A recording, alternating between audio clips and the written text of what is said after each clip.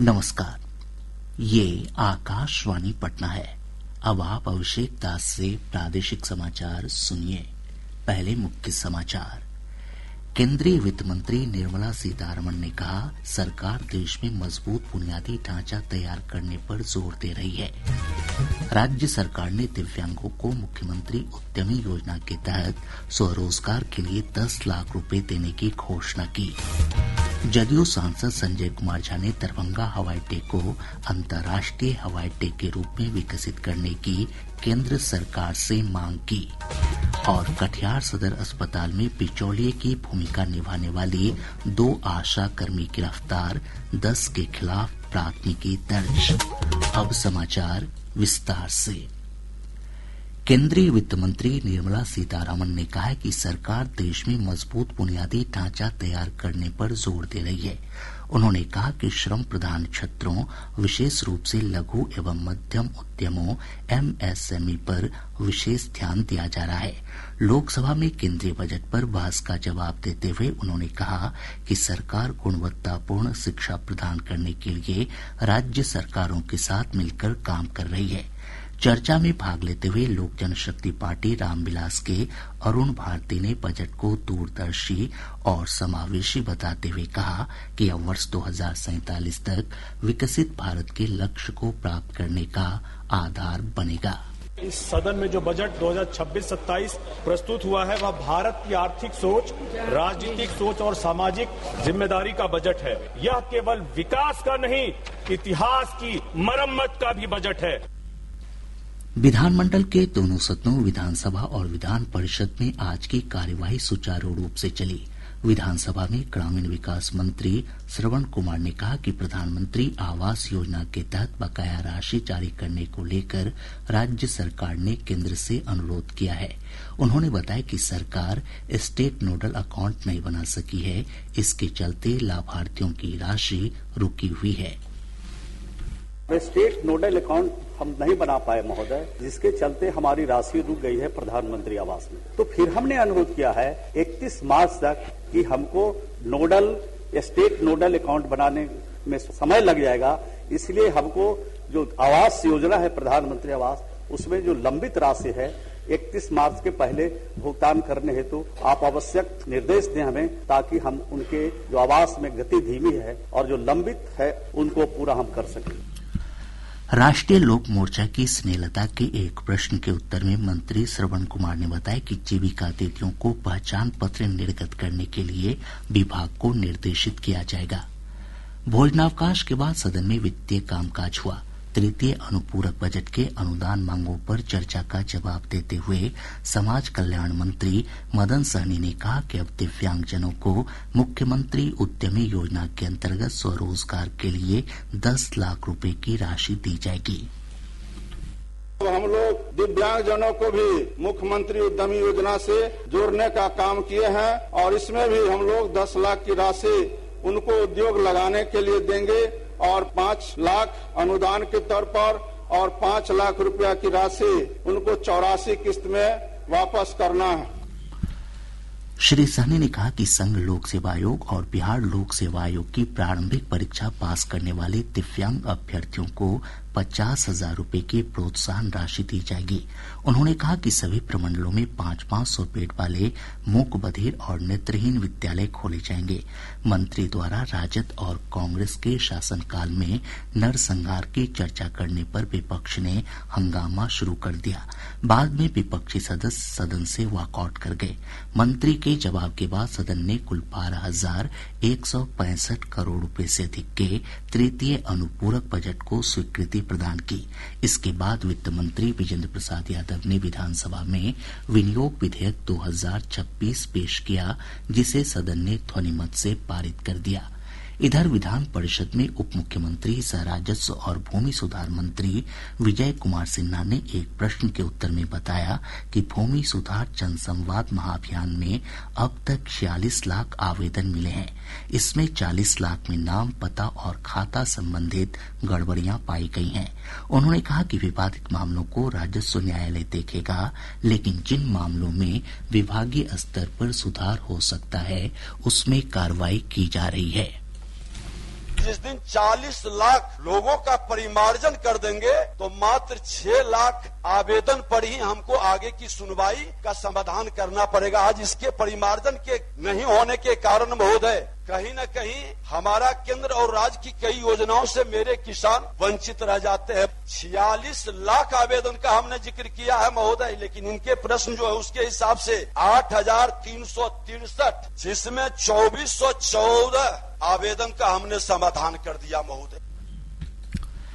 एक प्रश्न के उत्तर में प्रभारी मंत्री अशोक कुमार चौधरी ने कहा कि बिहार में मादक पदार्थों की तस्करी और उपयोग के खिलाफ केंद्र और राज्य सरकार संयुक्त रूप से अभियान चलाएगी।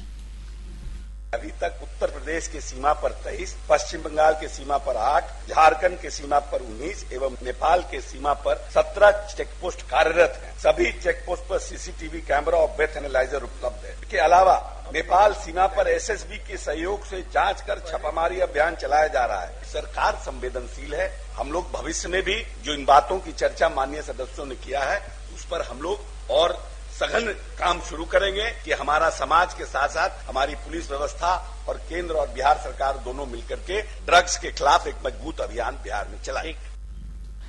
भोजनावकाश के बाद सदन में विभागीय बजट पर चर्चा हुई। इधर आज सदन की कार्यवाही शुरू होने से पहले विपक्षी दलों ने विधानमंडल परिसर में कानून व्यवस्था की स्थिति को लेकर जमकर हंगामा किया। विपक्षी सदस्य हाथों में पोस्टर बैनर लेकर सरकार के खिलाफ नारे लगा रहे थे। जदयू सांसद संजय कुमार झा ने आज राज्यसभा में दरभंगा हवाई अड्डे को अंतर्राष्ट्रीय हवाई अड्डे के रूप में विकसित करने का मुद्दा उठाया। उन्होंने कहा कि इस हवाई अड्डे के विकास से पूर्वी भारत के वैश्विक संपर्क को नई गति मिलेगी।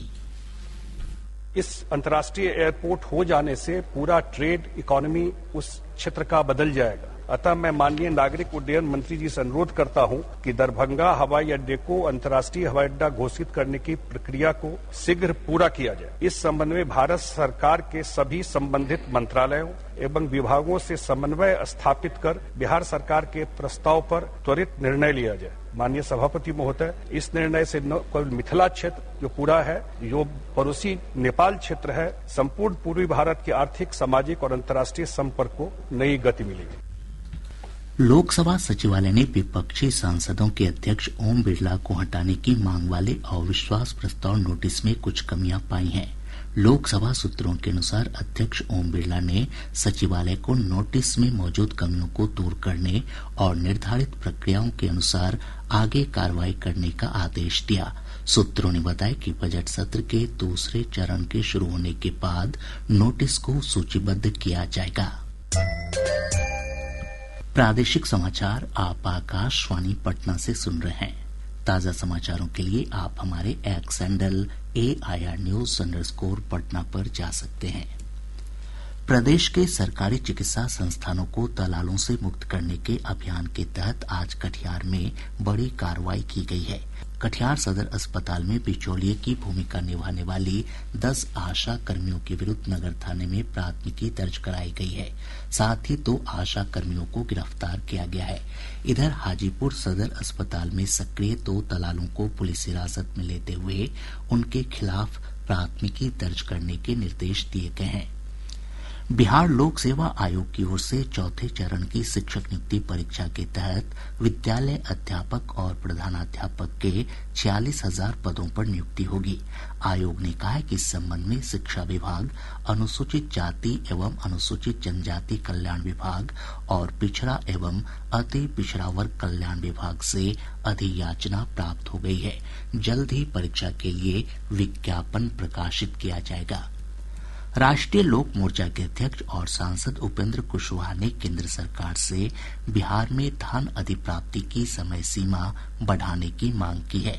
उपभोक्ता मामलों के केंद्रीय मंत्री प्रहलाद जोशी को भेजे पत्र में उन्होंने फोर्टिफाइड चावल की आपूर्ति बढ़ाने का भी अनुरोध किया है।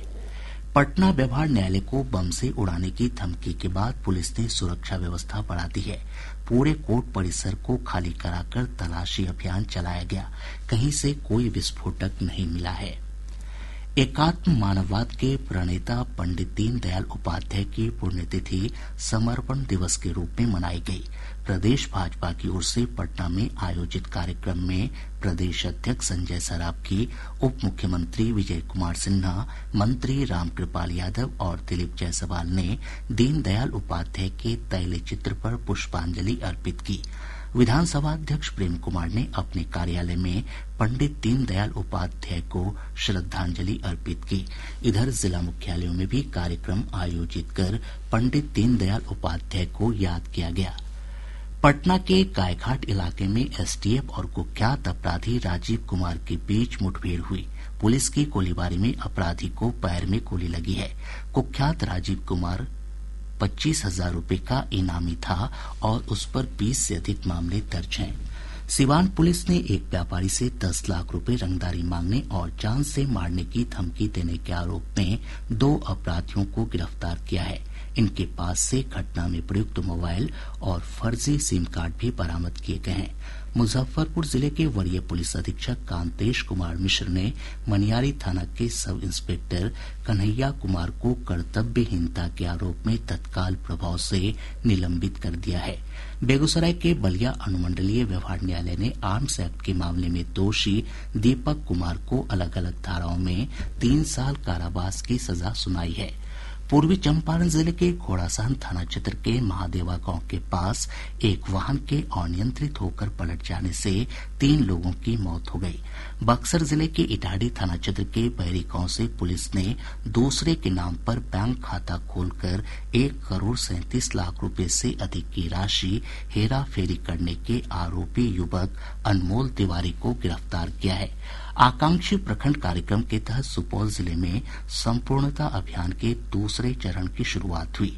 यह अभियान 14 अप्रैल तक संचालित होगा।